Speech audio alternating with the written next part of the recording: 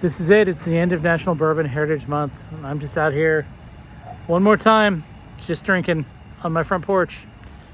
Because why not? It's a beautiful night. There's Friday night football on. A lot of that's high school, so don't go to your high school stadium and drink. That's terrible. Anyway, hi, it's Chris. And we're officially signing off National Bourbon Heritage Month. We did 30 pours in 30 days, 30 suggestions, some crazy times at the saloon, some crazy drinks that weren't even bourbon a couple times, but we like to cheat because as much as I love bourbon, sometimes I just want to drink rye whiskey. Call me crazy. But, you know, like I said when I was putting together my bourbon memories, all of this is about the people I drink with and the folks that I talk to out there in YouTube land. And I just want to say thanks because I can't do it without you. Every subscriber, every like, every comment, I appreciate it. Even the ones where, you know, you make suggestions or tell me to find Jesus. You know, thanks. It's engagement numbers anyway, right? Anyway, I just, you know, I admire bourbon, and it gave me a reason to come out and talk to everyone. And on Wednesdays, it gives me a reason to go with friends and make up crazy stories that people at the bar spies and have a lot of laughs and, you know, gets us all united. And I think that's what I like most about all of this at the end of the day. So hopefully you've enjoyed this series. If you've watched all 30 of these episodes, let me know and I'll send you something, because good Lord, I don't know that my wife or mother have watched all 30 episodes of this. So I haven't rewatched all of them, and I edit the videos and put them together. So you definitely deserve something. I don't know, I'll need proof. There'll be a quiz to make sure you watched everything.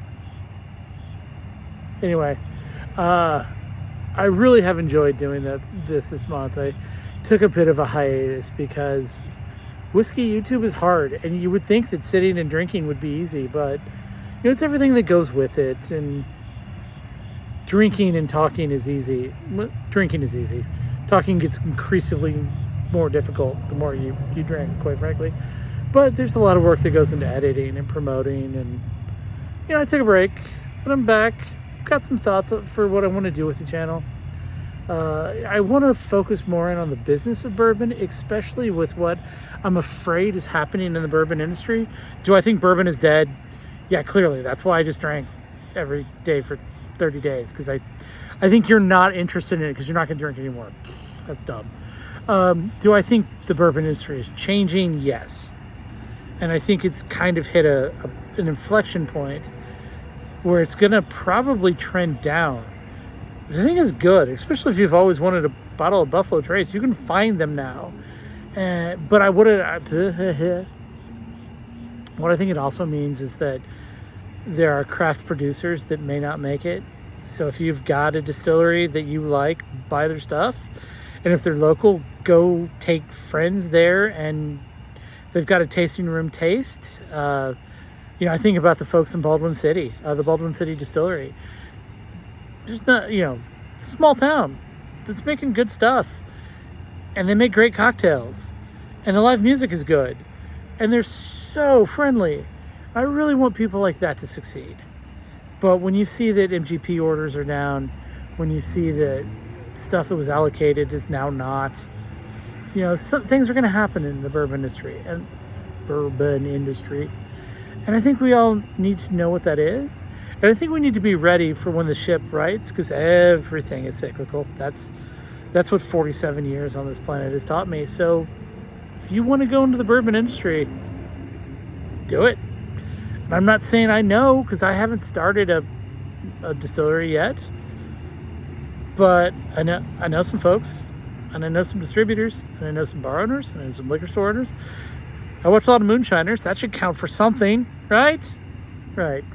But I think that I've got some learnings anyway about how the industry works. And I want to share those with you and kind of talk through it, what it means, and ways that we can continue to evangelize this thing that we love, and the thing that's got you listening to me ramble for 5 minutes.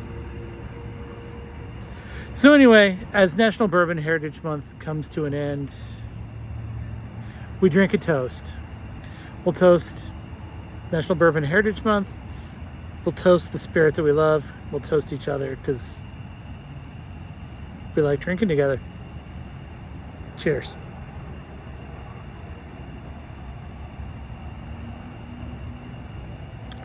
Well, I hadn't planned on drinking that whole thing, but I did. So let's see how much fun editing now is.